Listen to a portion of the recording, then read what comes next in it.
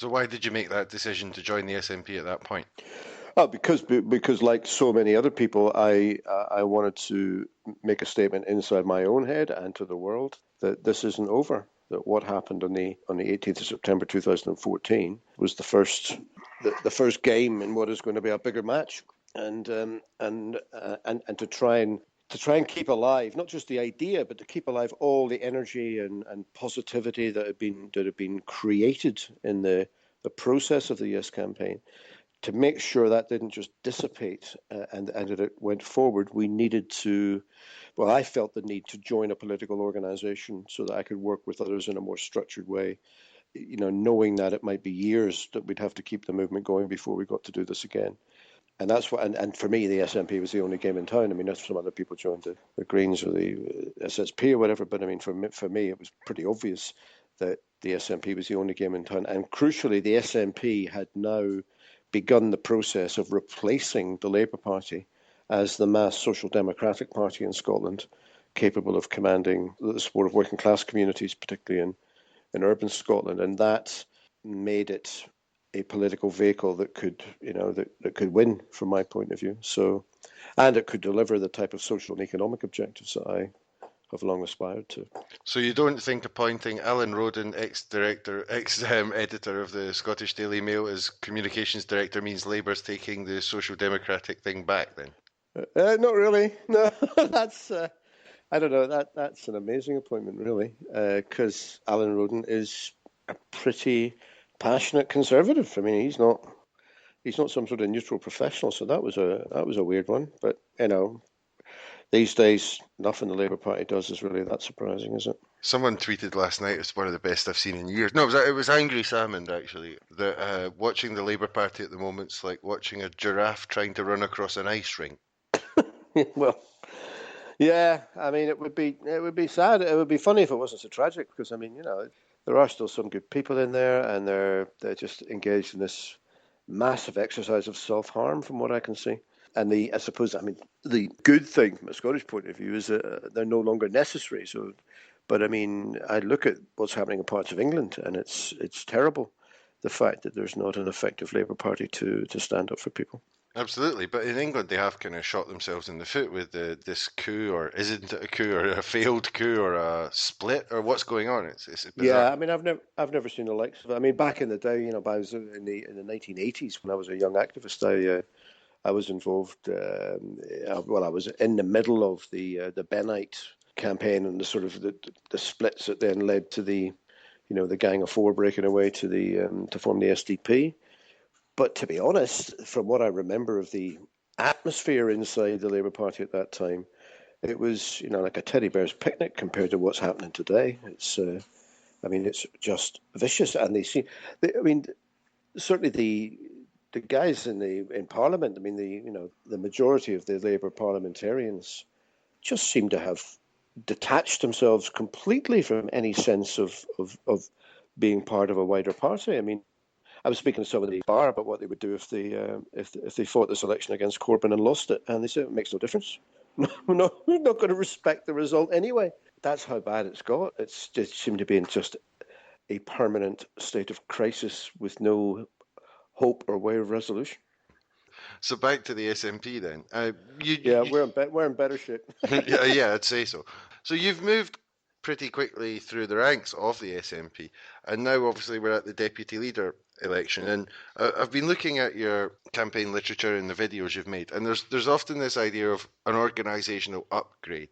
Could you explain to the listeners what you mean by an organisational upgrade? Yeah, so like the most exciting thing that I think has happened in recent years has been a complete realignment in Scottish politics.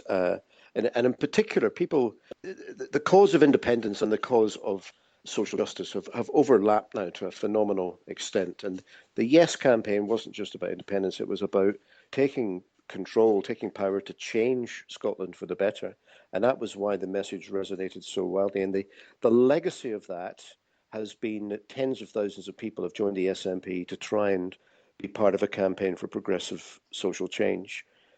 And what the SNP needs to do is to integrate those people into its ranks and to galvanise them together so that they're an effective political force. And the rule book we had, which was last looked at 13 years ago, the rule book for running an organisation of 20,000 people won't do for running an organisation of 120,000 people. So I'm basically looking to for the organisation to upgrade itself, to put an emphasis on involving members at a local level, changing the way we run our branch meetings, changing the way we organise, changing the way we communicate with people, to get many, many more of them active inside the party.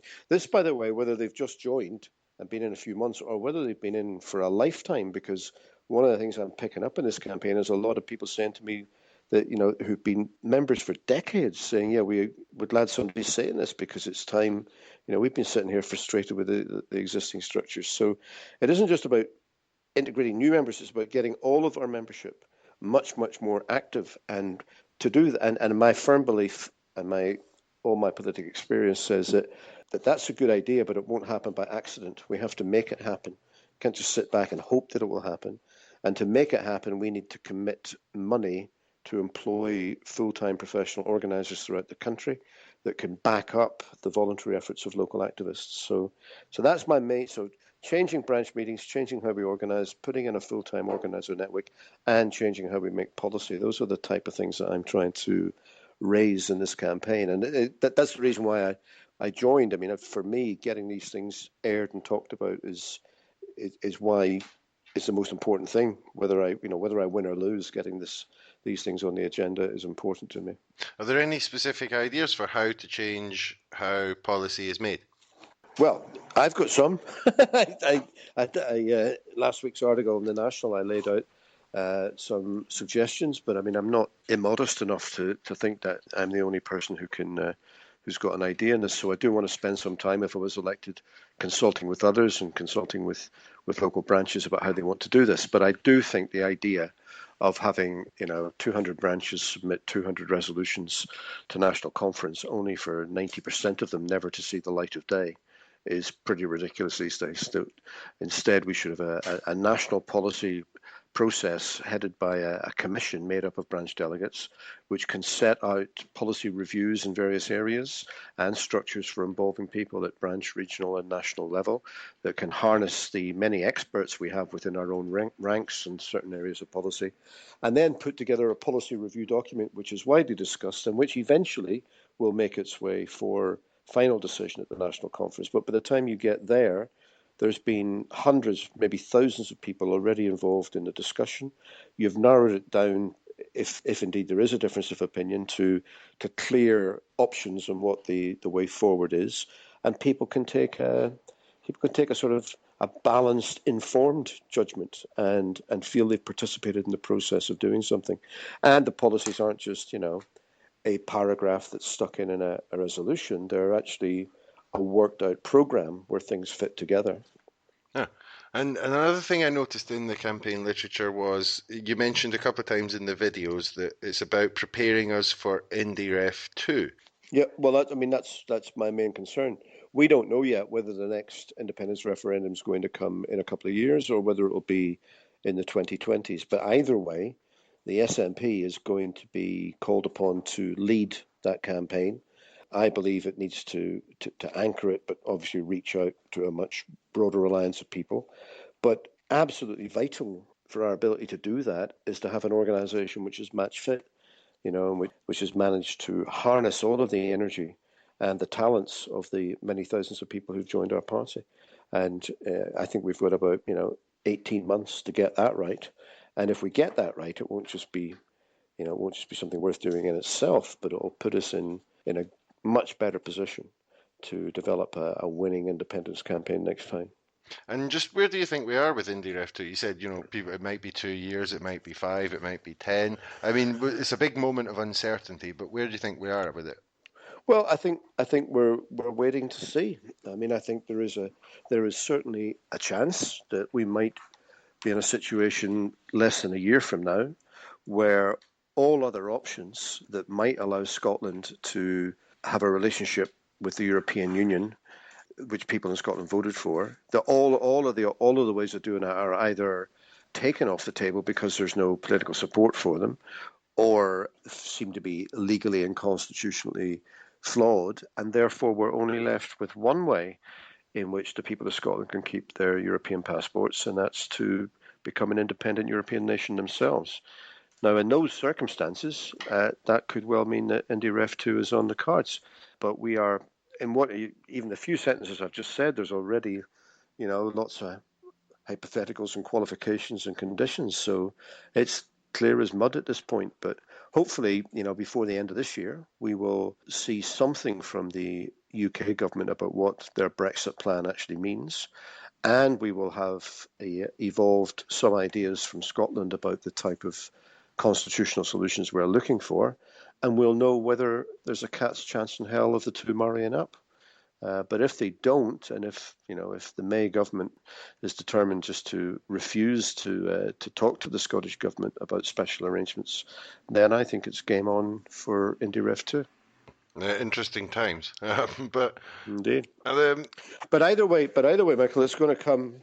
Even if it doesn't happen in a couple of years, it's not going to be a lifetime before it happens again. So I think we need, as a party, to continue making the case for independence.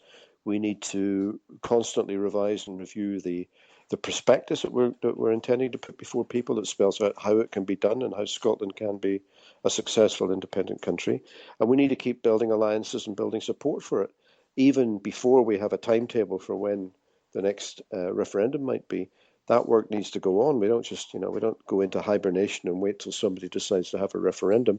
The next referendum will be won in the years from now forward rather than in the months running up to it. Absolutely. The previous episode that I recorded of this was with Craig Dale, who wrote the Commonweal's paper on possible currency options for a future independent Scotland. I think this work needs to be done now.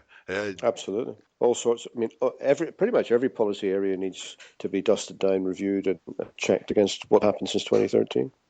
One more question. Are you still a Republican? Yeah, absolutely. Since I sort of firmed up my political beliefs at the age of about 16, I have always just regarded it as ridiculous that people aren't allowed to elect their own head of state. So I want to see not just a republic in Scotland, I'd like to see an English republic at some stage as well. I'd like to see that happen. I'm totally with you there. The thing I've tried to make very clear in this campaign is that I wouldn't link together the question of independence and the question of becoming a republic. The whole point about independence is getting the right to choose from a number of options in the future on everything, including the constitutional arrangements for the country. So that would be something to be considered later. And in pursuing the path to independence, I want to work arm in arm with people who might well disagree with me, and there will be monarchists who want independence. We should be working together to achieve it. Would you actually favour another referendum, to become a republic or to stay a monarchy? Well, I don't know. We'll see where we get to. It might be a referendum. It might be other ways to do it. For example, a future Scottish government might, be engaged in a much wider constitutional review and the adoption of a new constitution, of which the monarchy would just be a part. And that would need to be put before the people at some stage in some way. But so I wouldn't necessarily say that I would have a referendum just on the monarchy. It may be part of a much bigger process. But we only get the chance to even look at that if we get our independence first. Okay, thank you. And the last question I ask everyone on the podcast, when it's their first time on the show, is why is it that you decided to support independence specifically? You mentioned something earlier on, but was there a specific moment or was it a gradual thing? It happened over a while, I guess, but I became pretty firm in my beliefs round about 2005 that independence was now the best way to achieve the type of social and economic change I had always aspired to for decades. So I haven't changed my beliefs, if you like, in terms of the type of society I'd like to see, but I have changed my understanding of how we can best get there. And I believe that a small, independent North European country with a population of 5.5 million, where there's a political goal to achieve a more equal and more tolerant society, that's a better prospect for anyone wanting that social change than to remain part of a much larger political union with a conservative inbuilt majority. Thank you very much for coming on the podcast, Tommy. That's been brilliant. Okay, it's been great. Thank you. So there you go. That was the interview with Tommy. Hope you enjoyed that. Now, as I said at the beginning, these